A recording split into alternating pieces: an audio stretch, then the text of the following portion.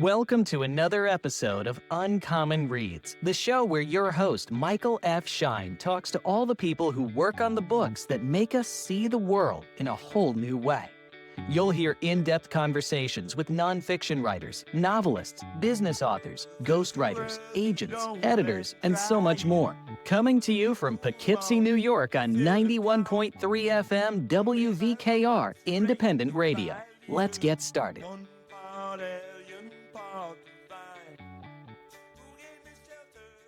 All right, welcome back to Uncommon Reads. This is your host, as always, Michael F. Schein. You are listening to 91.3 WVKR, 91.3 FM, that is. Or if you're in the modern age, there's a good chance, if you're not in the Hudson Valley, that you're listening to WVKR.org. And this is Independent Radio, Poughkeepsie, New York. So we're here with Beth Holly today, and I'm going to start the show slightly differently than usual because usually I put together a little bio. I take a little from here, I take a little from there. But today I am going to read Beth's bio or description of herself directly off of her site. And I think you're going to see why after we sort of get into it. So let me start with that, and then we will introduce Beth. But Beth Holly is in the midst of a personal renaissance, having recently ended a 28-year marriage and 35-year legal career. Writing has become the vehicle for speaking the truth of her experience and sharing her rediscovered thirst for adventure, learning, and joy. Working in memoir, fiction, and poetry, Beth's writing is raw and brave and bridges from the deeply personal to the universal. In 2025, Beth received her MFA in creative writing from Sarah Lawrence College and is at work on her debut novel. And there is a lot to jump off from there. But first, let me say hello. Beth Holly, how are you today? I'm good, Michael. How are you? I am doing really well. And you know, the reason that I thought it was so interesting to read directly off of your site is because you have been, even in our social media age, really open in a cool way about what you're going through and your process as you're going through it. So for example, I believe you just finished your first novel, but well before you finished it, you kind of tracked the journey of finishing, of working on it as you went, right? So,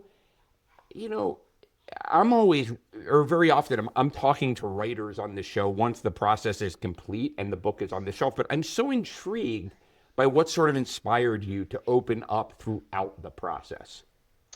Sure, that's a great question and one I would love to dig into because I'd never really considered myself much of a writer. I was a lawyer for 35 years. I worked most of that time in the pharmaceutical industry and legal and compliance roles. I always considered myself a good writer because language is important in being a lawyer. But had never really done any creative writing. And in fact, throughout my marriage, my ex-husband was a musician. My kids were very creative, but I kind of had pigeonholed myself into, I'm not creative. I'm a lawyer. I work, I support the family, but that's kind of it. And then I left that marriage right before the beginning of the pandemic in the middle of 2019. And so I'm living alone for the first time as the pandemic hits. And a friend of mine had suggested a creative writing Zoom workshop that she had done. And I thought, okay, well, that's, Zoom was the only way we could engage with the world. And especially as a newly single person, I was like, okay, let's find some community. And so I signed up for a class called Writing Life Stories for People 50 Plus. And I fit the demographic and I thought, well, why not? And in the first class, we were given a writing assignment, and that was to write about a place, being as specific as possible. And she was like, oh, for example, your mother's kitchen. And I remember asking the instructor, I said, does it have to be something cheery like that? Because my mind immediately went to the basement of my house, which was where the drama of my dying marriage was being played out. We would kind of hunker down in the basement and have these long, painful conversations. And so I decided to write about the basement. And I wrote this very short piece, but it was very raw and very, very honest and included, an image of me down on my knees in this basement. I mean, it's really kind of gut-wrenching stuff. And I read it aloud in this class, in the second session of this Zoom class. And the reaction I got from people was powerful. Like people really could feel the emotion in the piece. And it's what sparked this idea that like, okay, this is not only good for me, it's a good way to process all of the pain of my own life experience, but it's also a way of connecting with other people and having people feel that vulnerability and that authenticity in my voice was something that really inspired me to keep going. And so even as I've written in memoir and in poetry and then in fiction, I always am striving for that real emotional rawness, because I do feel like that's the part that that people really can connect to and find their own experience in, even though their experiences may be very different, but the emotions are a common, a commonality among us all. Well, absolutely. And it's interesting because, when you were talking about your novel on your site, in that confessional way that you have, it's called She Came By It Honestly, and you were very open about the idea that it's fiction and simultaneously draws heavily from your life story. Yeah. So I guess it's a two-part question. Like, why were you so open about that? Because a lot of times memoir writers, I mean, if they get into trouble at all, it's that they call themselves memoir writers and they fictionalize stuff. And fiction writers, just everyone has this unspoken knowledge that people are drawing on their life experience, but they tend to keep that mysterious. You've been very open about the idea that you've straddled the line. So yeah, let's start with the first part of the question. What made you decide to be so forthright about that? Well, one of the reasons that I went to Sarah Lawrence was that although you chose a genre, they really encouraged that cross-fertilization among genres. And so I spent probably an equal amount of my coursework on fiction and nonfiction classes. And I do feel strongly that the line between those two genres is very transparent. Sure. We all, the adage, you write what you know. What makes a good writer is when there's that emotional honesty in what they're writing. And so, and this particular book, She Came By It Honestly, started with my grandmother's story. And I had spent a lot of time thinking about my grandmother was one of my favorite people, and she had a very rough beginning to her life. She was an immigrant to this country. Her mother died when she was only 7. She was placed in a very large orphanage, the Hebrew Orphan Asylum in New York City, for several years before her father remarried. And so during the pandemic, I was like, I just want to write. I had found, I'm sorry, I backtrack a little. I had done an oral history with her, I don't know, 30 years ago now. And I had asked her what her earliest memory was. And she described this moment when her mother was dying and they took her away. Her mother died of typhoid fever. And she gave 2 facts. She said they carried her mother out in a straight back chair and that her mother was wearing a houndstooth coat. And this was an interview. My grandmother was in her 80s at the time that I was interviewing her. And so I was so fascinated by those 2 details. I said, let me try to write that scene. What would it be like to put more flesh on the bones than what I had? I only had those 2 little facts. And so that's what got me started writing this. And the reason it's fiction is there are a whole lot of facts I don't have. I had to manufacture things to round out the story. She's been gone for 25 years now. So that's where I started. I started this book in trying to make meaning of her life and her daughter, my mother, and then me. We're all firstborn daughters, and tracking the connective tissue between my grandmother's earliest memory, this childhood loss that she experienced, to how my mother was raised and how she mothered me and how I was raised and how I ended up in the marriage that I ended up in. And so I chose fiction because, as I said, there's lots of parts of the story that I was just making up. And so by necessity, it's fiction. This is not a biography. And also because although my experiences are powerful fuel for my writing, in this case, this is not the story of Beth Holly. Right. It's the story of Allison Goodman. And she lives a different life. She makes different choices. She has similar experiences to mine. And I use those similarities to track those hard emotional truths that I think are what makes my writing relatable and powerful. But yeah, I don't make it's I make no bones about the fact that this story has its roots in family history. And even as I am trying I'm actively seeking literary representation, as I try to figure out how to pitch this story, how to talk about the story, um, that that that core of that in truth, that family history foundation to the story, I think is an unavoidable part of the story. And so I don't mind talking about the similarities between my life and my family's experiences and the characters in this book. I let my mother read the book. There are parts of it I was like, she's not going to like Flora. I mean, the Flora is not my mother, but in some ways she is. And so it's like there is always that dynamic. And I'm always remembering Anne Lamott's words from her wonderful book, Bird by Bird, which is like, if people don't like what you have to say about them, they should have been nicer to you. So I try not to worry too much about what people are going to think, particularly as I'm writing fiction.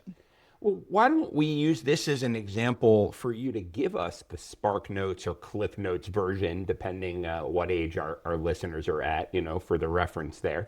But of the book itself. Sure. So the book is told through the points of view of three women. Essie, who is the grandmother, Flora, who is her daughter, and then Allison, who is her granddaughter. And although the book, as I began writing it, was really started about my grandmother's story, as I wrote it, Allison really stepped forward as kind of the primary protagonist. So Allison is a woman who is, kind of killing it professionally. She's an investment banker. She's had a very successful career. She's married and has two children. Her husband is a stay-at-home father who had never went to college, took over his family's video store business until Blockbuster came and took them out. And so he's kind of he's a character who is filled with some shame and takes it out on his wife. And so Allison is in this place where she's this very passionate, powerful, engaging career woman, and also like kind of the opposite of that at home. Like she shrinks down to avoid her husband's anger. She ends up doing all of the stay-at-home parents' work as well as the working parents' work. And she's just slowly kind of dissolving in this marriage. And so what the book does is it kind of then goes back in time and looks at her grandmother's story and her mother's story to understand and make sense of how she got into this place.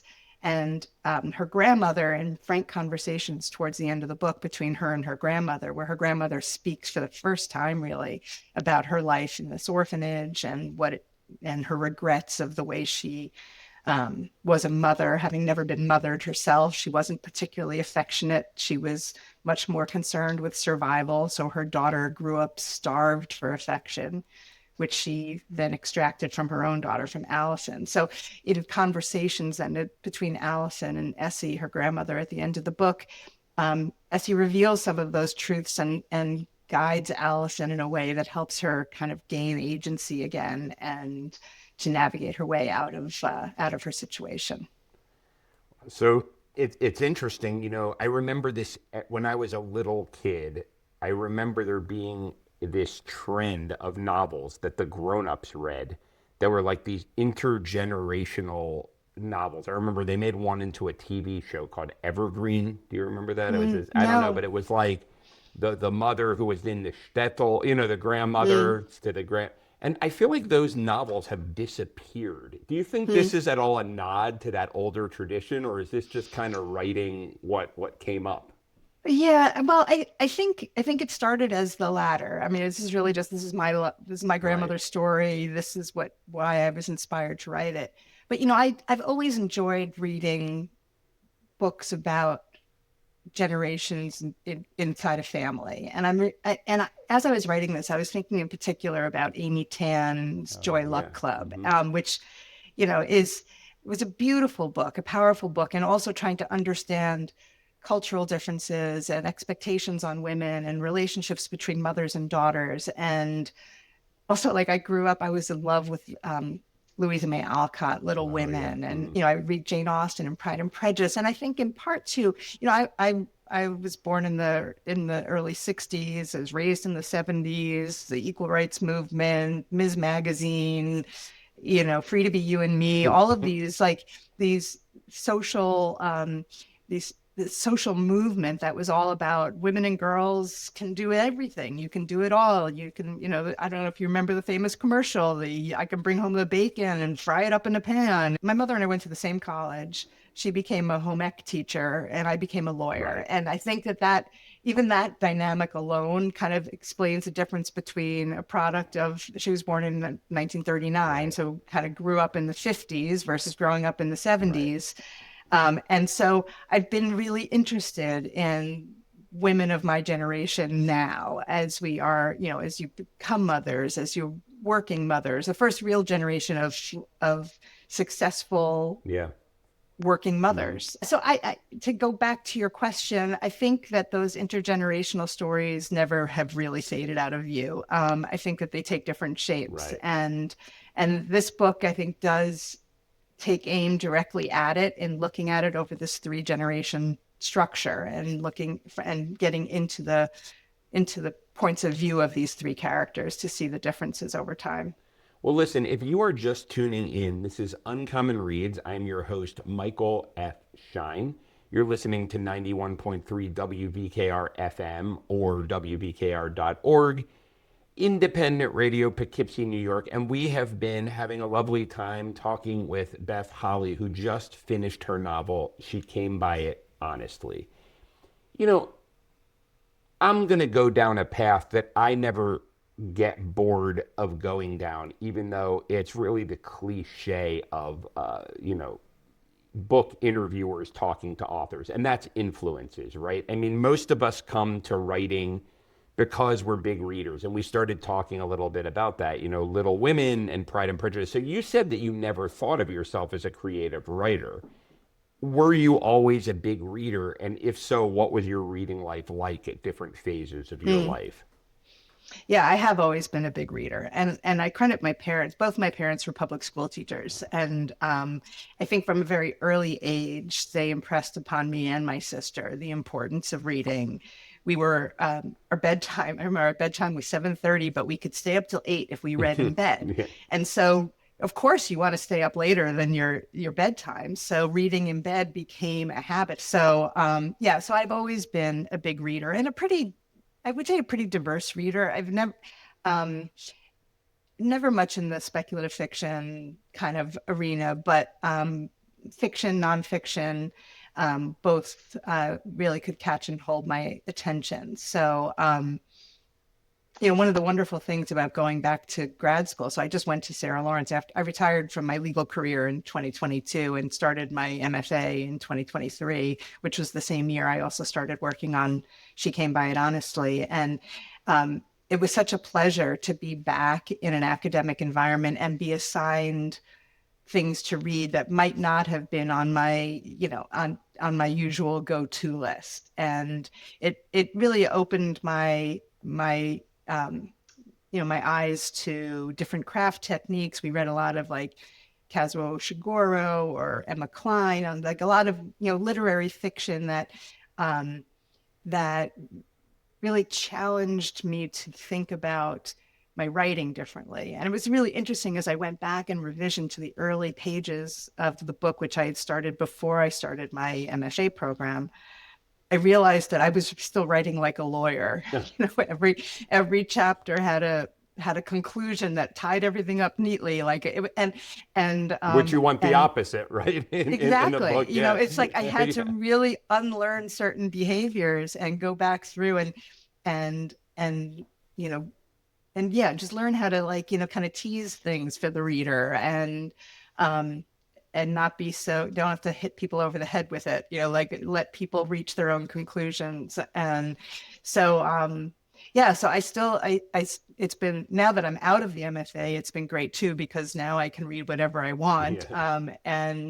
And I have a stack this high on my nightstand that, I may never get through, but I was at the book. And I love going to small independent bookstores. So, I went up to my favorite local bookstore in Tarrytown, Transom Books, just the other day. And of course I was buying a book for my mother for Mother's Day and ended up buying two for myself. So Someone said to me that book reading and book buying are two different habits that don't necessarily cross. Because yeah, I do it's that. true. I know I'll buy books that I'm like, why I have 5 books I haven't read yet. Why do I have these books? But it's funny. I have to admit, obviously I'm a professional writer. I'm working on a novel very close to finishing, and I never did an MFA program. And I actually did not know that they assigned fiction reading. Yeah. Yeah, absolutely. I have on these books here Yeah, are all books that were from school. And so, we read a lot of novellas just because, you right. can't really get through All the a novels, yeah. 300-page novel, in the course time allotted. But yeah, reading was as much a part of the program as writing. And I do believe that's really, I mean, I want to talk in depth about your dip over to the MFA world. And I can only imagine there's a massive amount of value there. But there have been many writers throughout history who learned to write just by reading a whole Mm, lot. So reading is obviously a massive part of learning how to write, I would say. yeah, for sure. Yeah, and I don't think that an MFA is by any means a prerequisite to write a book. For me, it was a welcome frame as I stepped out of my legal career in a way of kind of centering writing in my life in a different way. Well, let's talk a little bit about that because you made the comment that you quite literally thought of yourself as uncreative. I mean, you were Hmm. a reader and you probably saw that as, you can love painting or music, and that's not something I can do. You could put words together. You were a lawyer, but that's a very different kind of writing. Take me from that to joining. I mean, you jumped in with 2 feet, Beth. I mean, this wasn't Yeah. like, oh, I mean, I'm going to mess around with a novel in my early mornings. You were like, I'm going to become a novelist with a capital N. I'm going to an MFA program, right? So walk me through that Hmm. story a little bit. Yeah. Well, I as I mentioned, I took this online writing class, which was also through Sarah Lawrence, the Sarah Lawrence Writing Institute, and I had such a great experience with it. I took another one, then I took a poetry class, and I went. I must have taken, I don't know, 8 of those Zoom So you workshops. just kind of got Um, hooked. I mean, you took the first one and yeah, just I loved did, it. and Yeah, just loved it, and realized that I wanted writing to take more of a center stage in my life. And because I was, as you so kindly read my bio, and I talked about this like Renaissance period that I was in, where I was really reimagining my entire life. I had been in a 28-year marriage, 35-year yeah, relationship. I had been 30 years as a lawyer, and I was ready. Like I was really examining everything afresh to see what did I now I'm building this new life. My kids are out of the house. They were both out of college by the time my ex-husband and I separated. right, I have this opportunity to define what this third act of my life is going to look right. like. And actually, Gary teases me about this because I created this little like litmus test for myself. I was like, okay, well, I want everything in my life to either be teaching me something, be helping me to grow, or bringing me joy. And I kind of used that as a little bit of a litmus test. And when I got to a point in my job where I'm like, I love, yeah, but this is a great job. I was chief compliance officer at Regeneron Pharmaceuticals. I'd been there for 14 years, had been through a lot of growth, but I was doing the same, at this point, I was doing By the same that job point, I'd been yeah, doing for a very right. long You time. I knew it wasn't like the really, back of your hand, right? yeah, I I was, wasn't learning anything anymore. And it just, particularly I think with the years of remote work, a lot of the enjoyment had gone out of it too, because so much of the enjoyment I got out of it was the interaction, the human interaction, and that was yeah, muted of when course. everybody was on screen. And by the So way, even Gary is the person who introduced us. I will not volunteer unless Beth wants to what his relationship with this Beth, but he was an early we did a bunch of work together early in my reinvention, in my early 30s. He gave me some real opportunities, and we evolved from sort of a client relationship to a mentor relationship to a friend relationship. And now he has introduced me to Beth Holly. Yes, well, thank you. I realized as I said his name that I had dropped a little bomb there, but yeah. So I started to really like kind of examine everything through that lens, and when I realized that writing was the thing that was bringing me joy, that was stretching me, that there was still a lot for me to learn here. That's when I was like, okay, I can wind down this legal career and move full hog into writing. And I am, I'm not a patient person. I can be kind of impulsive, and when I get my mindset on something, I just wanna make it happen. And frankly, that was kind of one of my success factors throughout my career was like, I'm just somebody who will get it done. I don't like to linger over things. I like to get it done. So when I started writing this novel and I'm like, okay, I want to finish this book. I want to publish this book. I think I want some structure to support that. And so, yeah, so I decided I actually applied. At first, I had a fantasy idea that I would do a low residency MFA in Paris. NYU has a great program. It's on their Paris campus, Oh, wow. 2 weeks out of the year, one in the summer, one in the winter, when their undergrads are not in session. And I thought, I had this romantic notion of me as this newly single woman writing a novel in a cafe in Paris, I didn't get into that program, but I hear also Paris applied. is not the same Paris as Ernest Hemingway, and No, that. it's overrated. Yeah. No, Gertrude Stein was not going to be hosting Right. salons and whatnot. But yeah, so then I had applied as well to Sarah Lawrence, and then I decided to matriculate as a full-time student, and it was just wonderful. I mean, quite honestly, I stepped into that program thinking I'm not going to have anything in common with these students. Right. I was 60 years old when I started the program. My classmates, most of them were right out of college. There were some middle career folks as well, and even I wasn't the oldest one in the program, but the thing is that like writing is the great equalizer. Yeah. And the first workshop I took was with the wonderful essayist Joanne Beard, who is one of my favorite nonfiction writers. And it was her last semester teaching. She was retiring at the end of that semester. And, we're sitting in a room with a bunch of people of different stages of life, but we're writing about our life experiences. And we're sharing our most intimate both our experiences and our expression, our ways of expressing those experiences. And so you form intimate bonds very quickly. And in fact, so yeah, I guess I can dive in. Gary, who Michael just mentioned, I started dating him the day before I started my MFA, and we just got married a month ago today. Congratulations. I've said it to you in private, but let's put it on the air. Thank you. But, so I've been saying to him, it's like, I had good friends that were at our wedding that are 22 years old. Oh, yeah.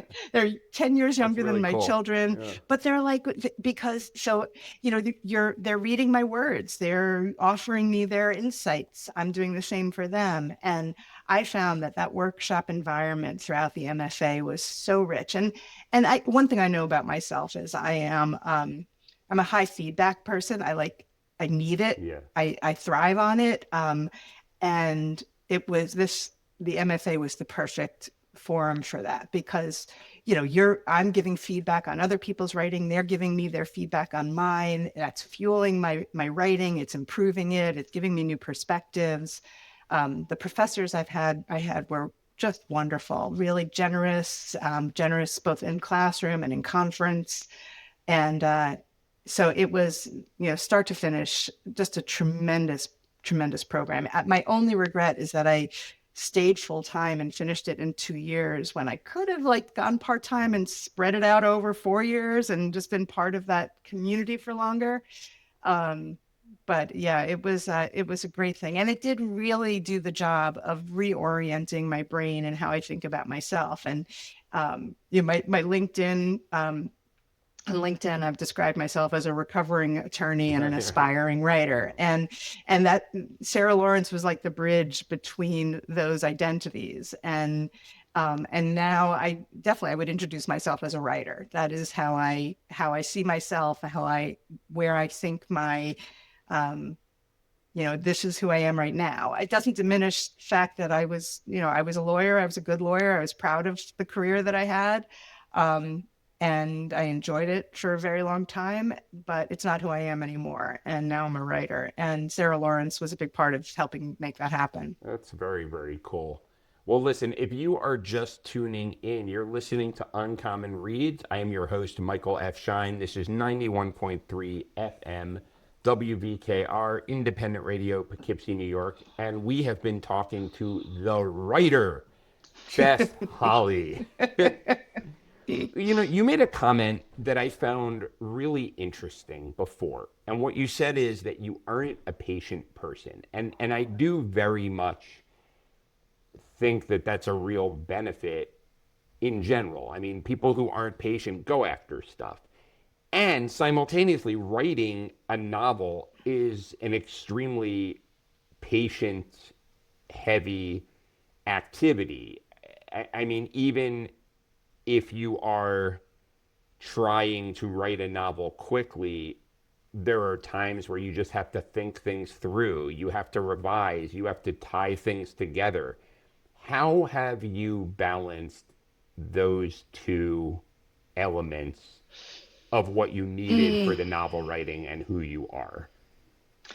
Yeah, it's a really good question. And I think the best answer is that it's been different at different stages of the writing process.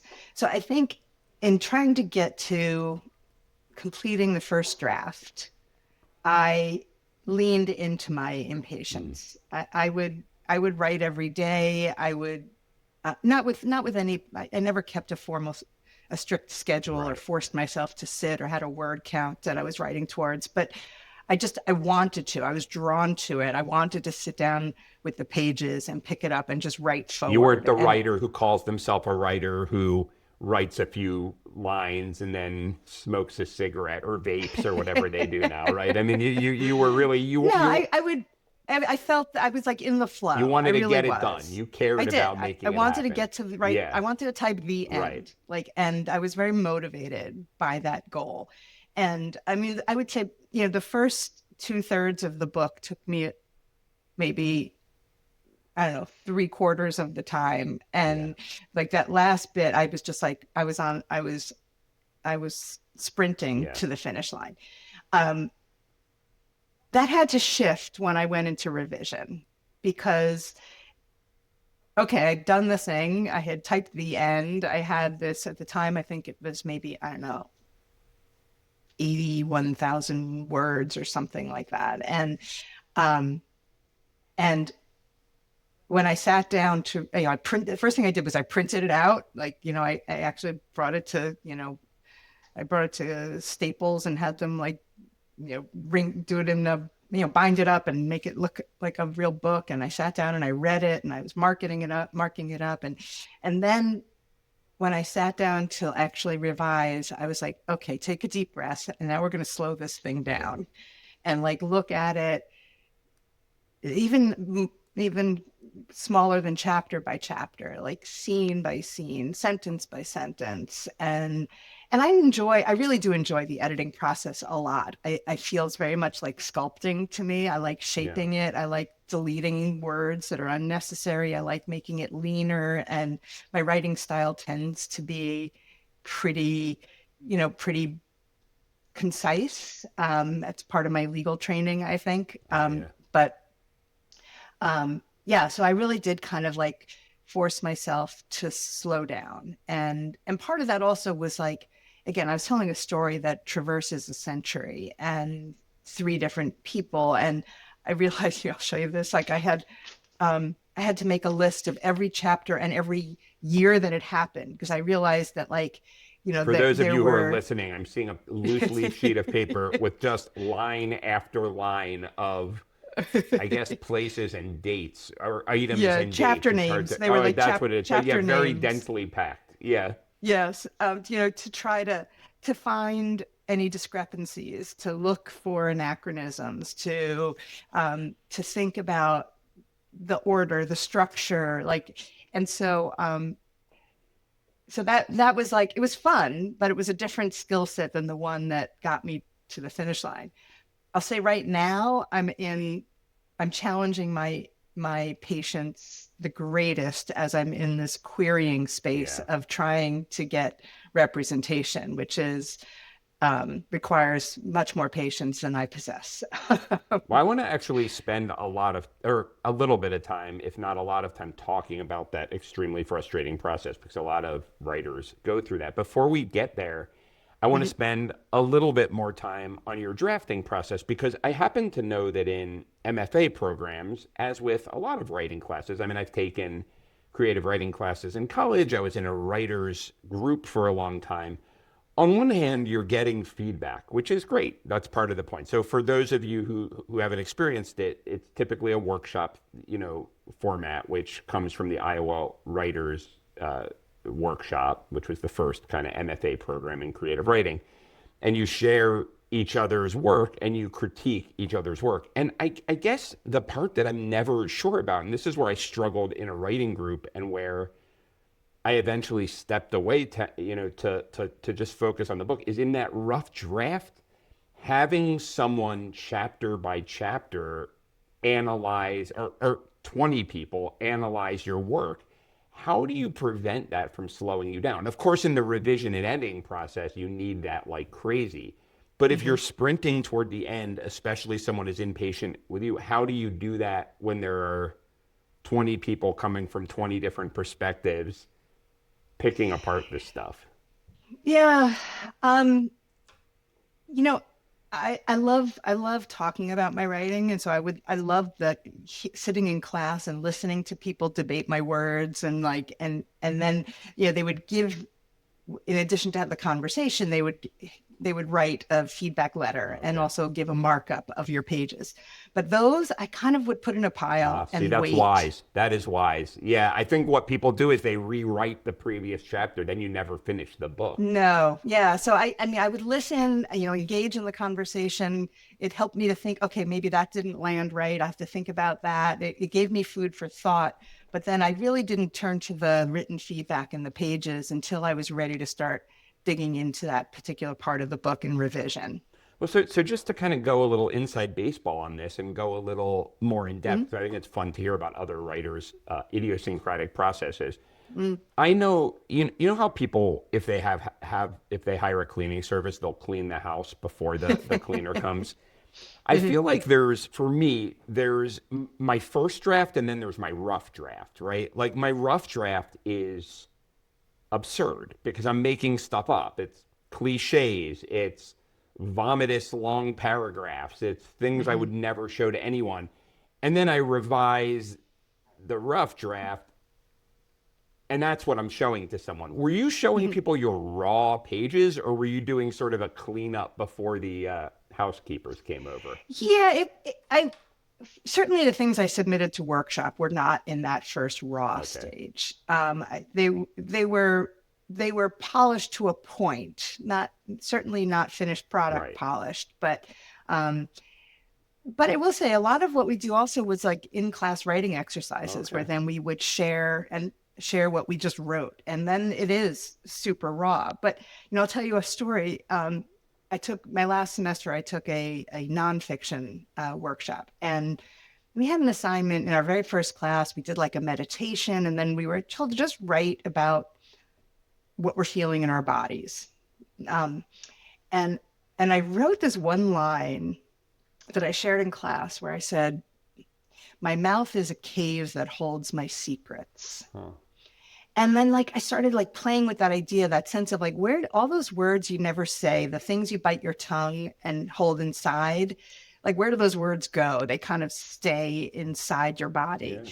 And that idea gave birth to a memoir that I wrote over the course of the semester that is still a work in progress right now. It's kind of like sitting on ice waiting for me to finish the novel and return to it. But sometimes it's like in those roughest parts is where those kernels arise that are like, all right, there's something, I can throw out this and I can erase that, but this little kernel has got some energy behind it. Let's follow that. Yeah, I do think the subconscious holds a lot of stuff. I didn't plan to talk about this, but I have in brief periods of my life kept dream journals.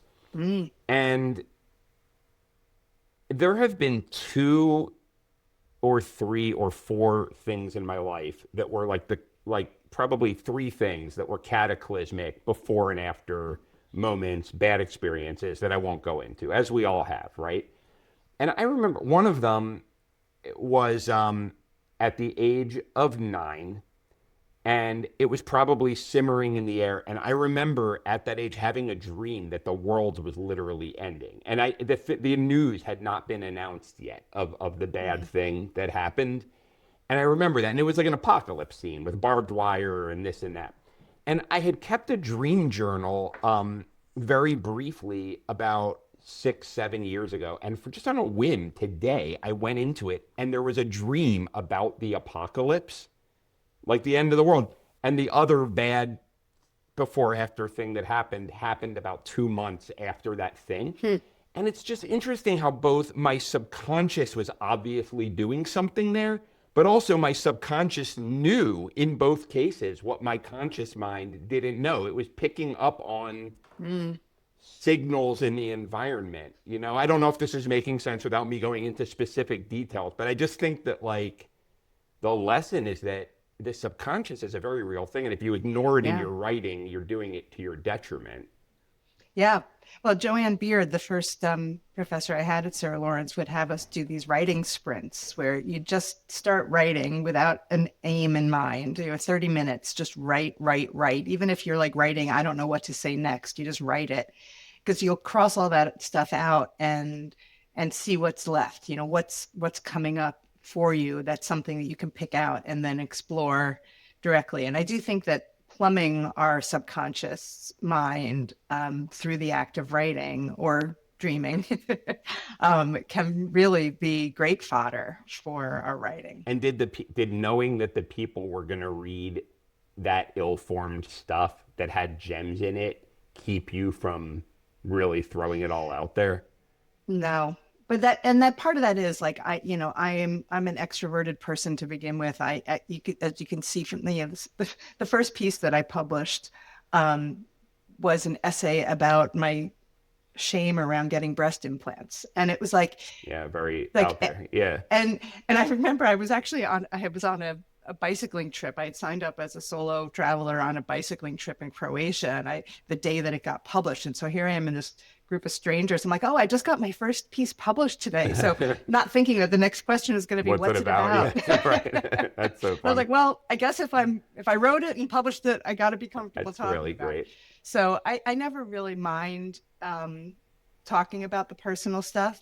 I think that if for somebody who is more introverted or shy, it could be a challenge because, as I said, it gets pretty intimate. And also just people commenting on your words. That would be my thing, not revealing personal secrets. It would be, I know that I'm very confident with my work once I've polished it, but my early drafts, I remember seeing, do you know Jennifer Egan? So I saw her speak. I'm a big fan. And she basically said that her first draft she writes in pen, and she said it is beyond bad. She said she rewrites the entire thing. You know what I mean? She types it into a computer and then writes the real book. But I think, this is a Pulitzer Prize winning writer, one of the great writers of her time. And I don't think she was lying. I don't think she was being falsely modest. I think she was saying, I would never show this to anyone in a million years. Yeah. Yeah. And I would say the amount of stuff that we're sharing that's that level is not the majority of what you're sharing in workshop. There are the in-class exercises and you're never forced to share that stuff if you don't want to. Right. I'm always the one that raises their hand. I can't help myself. But I think it's also perhaps Anne Lamott, maybe I'm miscrediting it, but one of the lines I love is the first draft, you're just telling yourself the story. Exactly. And you just got to tell yourself the story. Then you can go figure out how to tell it better, and keep going at it until you think you've told it the best you can tell it. I mean, I'm still going back in, even though I'm in the querying trenches right now. I'm still revising. I'm like, let me take another look, take another run at it. Heavy on that part too. Yeah. Yeah, it's there's still room for growth in the pages, and I'm sure once I get an editor to take a look at it, there'll be another wave of changes. But I do enjoy that process. I like making it better. Have you read the craft book "Refuse to Be Done" by Matt Bell? No. I strongly recommend it, and to the listeners too. I've brought it up on this show before. It basically, the Anne Lamott comment reminded me of it, about telling the story to yourself. He talks about creating a book in 3 drafts, and the first draft is what he calls the exploratory draft. You kind of write to figure out what the book is. You let it go where it goes. Whatever you're reading, let it influence it. Then similar to what Jennifer Egan says, you take that, you outline what you already have. Instead of creating an outline in the beginning, but all present, like no backstory, no interiority. Then you edit the outline. So now you have an actual structured draft, and then you write the final draft from the edited outline. And I don't know, I found it it was like all of that sort of great advice that Anne Lamott gives, but she doesn't really tell you how to do it. I found this to be a very tactically helpful book. Yeah. Well, it's a good recommendation. I'll get my hands on that. All right. Well, listen, if you are just tuning in, this is Uncommon Reads with your host, Michael F. Schein, 91.3 WVKR, independent radio, Poughkeepsie, New York, and we have been talking with the writer, Beth Holly. So yeah, with the time we have left, I want to talk about that hideous process where you have to leave the confines of your desk, bedroom, creative writing course, MFA program, the warm bosom of the art, and enter the cold world of commerce. Because ultimately, if you want your book to go beyond your friends, you need to get that book published. Sometimes we don't get our books published, even when they're good. Talk me through you've mentioned a few times how painful that process has been. I mean, to the extent that you're willing to share, talk me through about it. I mean, what's going on? How are you querying? What are you doing to improve, to maximize your chances? All of it. Yeah. Well, I will say one of the benefits of the MFA program to start was we had a couple of talks from agents to kind of like give us some insight into what the process would look like. And we also had an opportunity to meet with 2 agents for 10 minutes. You give you a chance to pitch, to write a query letter, to get a little bit of feedback. So that, at least that part was helpful to have some sense. I have a presence on TikTok, and I am deep in query talk. Like my algorithm knows me well. Everybody, it's querying authors. Is query talk a thing? I mean, I don't know if they call it that, but is there like an ecosystem for querying? Yes. Yeah, there is. Wow. There is quite a number. There's quite a community within Book Talk that is querying authors. I didn't know that. So it's what I did, so I finished my first draft of this book back in August of last year. I did a full round of revisions through September. I shared it with a few beta readers, got some feedback, did another round of revision. And so by the start of 2026, I felt like I was ready. Like the manuscript was in good shape. And how long did the whole book take you? Sorry to interrupt, but I'm 3 years. Okay. 3 years. Yeah. Which is that's a good pace, I think. Yeah. So I was like, I think I'm ready to try putting it out there.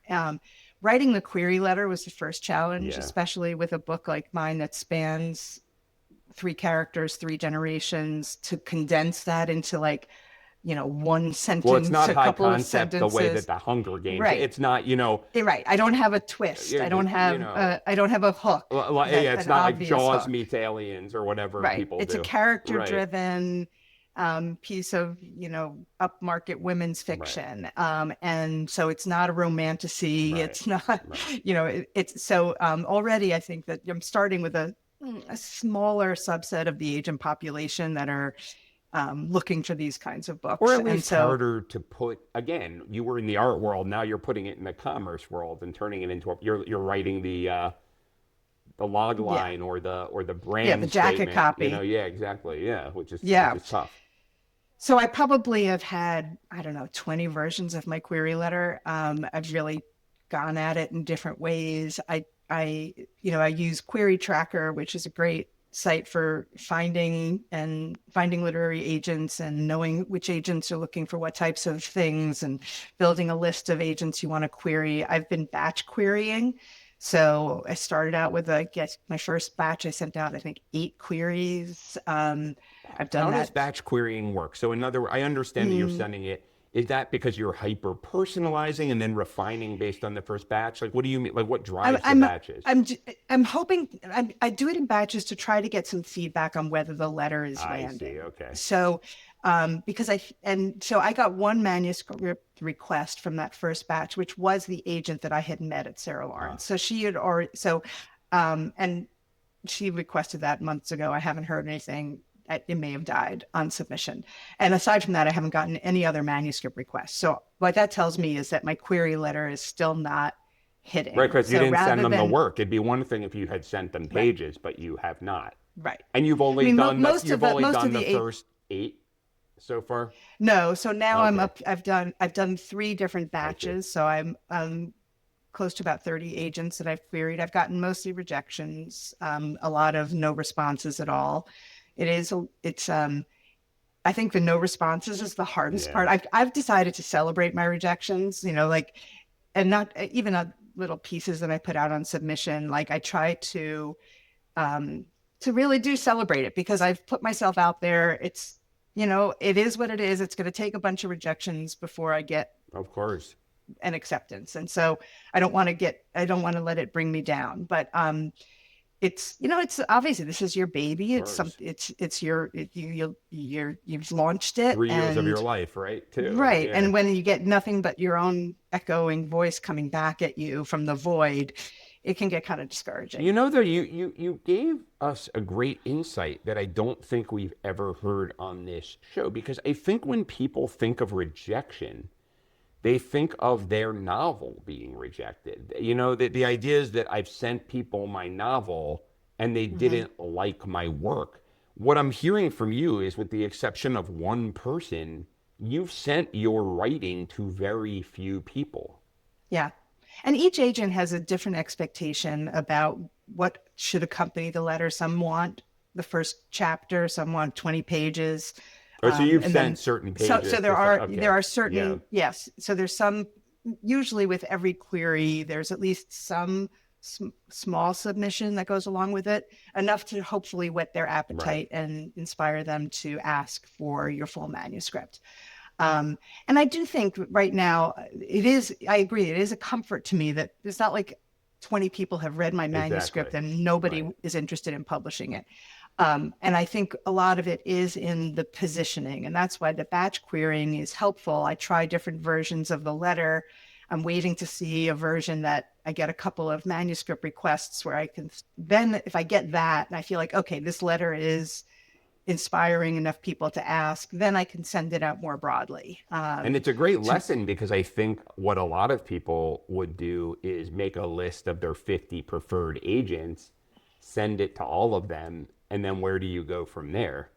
Right. And I'm trying to like save some of the dream agents, like, and not query them until I have a letter that I know is getting some traction. Or Right. better yet, in an ideal world, you get somebody who's requested your manuscript and wants to represent you, and then you can email everybody and say, I have an offer of Yeah, yeah, representation. yeah, That would be the greatest hook yeah, ever. Haven't gotten there yet, yeah. but yeah, so I mean there's a fun creative part to it in trying to, you know, think through the positioning of the book. And part of it, like, even though I would say, the first chapters are the grandmother's story in this book. And I ended up writing a prologue. And I know a lot of agents hate prologues. There's a lot of buzz out there. People People don't say like that. Why do prologues. they hate I prologue? don't That's the know. thing to say I now. don't know. Yeah. I don't know. I'm all in favor of the M dash. I learned the M dash in Sarah Lawrence, not from AI. Well, So, that actually throws you me off know, because I use the M dash, which is just a longer dash, yeah, a lot. But I guess now you're not supposed to use it because it looks it like was a, AI, but it's a very useful tool. I know. I think it's, I don't place any stock in that. Right, It is a useful tool, and I'm going to use grammar tools when right. I can. Um, but what was I saying? Yeah, But yeah, that's so just like inside baseball stuff, but it's true. yeah, Yeah. but it's it's it's a creative challenge to figure out. Oh, the prologue. That's what I was saying. The prologue. So like I wrote a prologue that is centering the granddaughter, to let the reader know, and I guess the agent as well, but that this isn't a historical fiction. This isn't a book that is set in Yeah, 1916. right. This is about a contemporary woman that then, looks to the backstory of her mother and grandmother to kind of understand her life.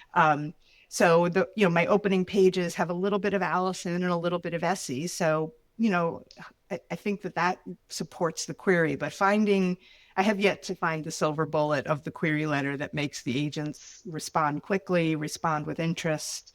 So I'm going to keep tooling until I do. Well, listen, as we are wrapping up with our final 2 minutes here, you made a comment early on that was very exciting and inspiring that you are a writer now. This is the next chapter of your life. You are in the writer chapter. What does that look like for you, both in your imagination and in your day to day? Yeah. Well, it's a great question right at this moment because where I am with this novel and I'm in this querying process. And I told you I have a memoir that's on the shelf that I'll go back to at some point, but I've been like searching around for what's my next project, Right. and spending a lot of time just ruminating on different ideas, because I'm eager to get back into the practice of writing, into that generative Yeah. part of this process. And so, back to when I was in the midst of that on this novel, that every day after my coffee, I want to be down with my pages. Right. And one of my professors had said, even on your busiest day, just like greet your work Right. at least once during the Right. day, like connect with it in somehow. So I'm excited to get started on a new project. I've got an idea in mind. I haven't yet put words down, but I can feel the energy building on it. And I'm excited to get back into that because I do feel like when I've got characters who are speaking to me, when I have a world that I am imagining, it's it it it's my work. I mean, it is my work. It's like it takes the place of what work did. I get up in the morning, I have my breakfast, I come down to my desk, and I put words to thoughts, feelings, and yeah. So it helps. Look, I'm a lucky girl in that I was able to retire at a young age, and I can afford not to have a book Right. contract right now and still write. That's not easy. I know a lot of my writer friends are, working full time and squeezing writing in Yeah. where they can. I have the luxury of being able to build my day around writing. A And luxury it's that was been hard earned, it should be said. yes, Yeah. true. I'm grateful for it. And so it's been hard being in this querying process because it's taken me away from Mm. that generative writing. And it was, a lot of people say, you should always have another project while you're querying. And it was hard to be in both parts of my brain at the same time. But now I'm ready to get started on the next project. Well, listen, I have great hopes. I love what I've heard about the idea. It's one of those big realist novels that I think the world needs more of right now. Mm. And I expect to see She Came By It Honestly on the shelves, real soon. And for all of the rest of you, it's been so great spending time with you. We've been talking to Beth Holly. This is Uncommon Reads with your host, Michael F. Schein, 91.3 WVKR FM, independent radio, Poughkeepsie, New York. And we will talk to you next time.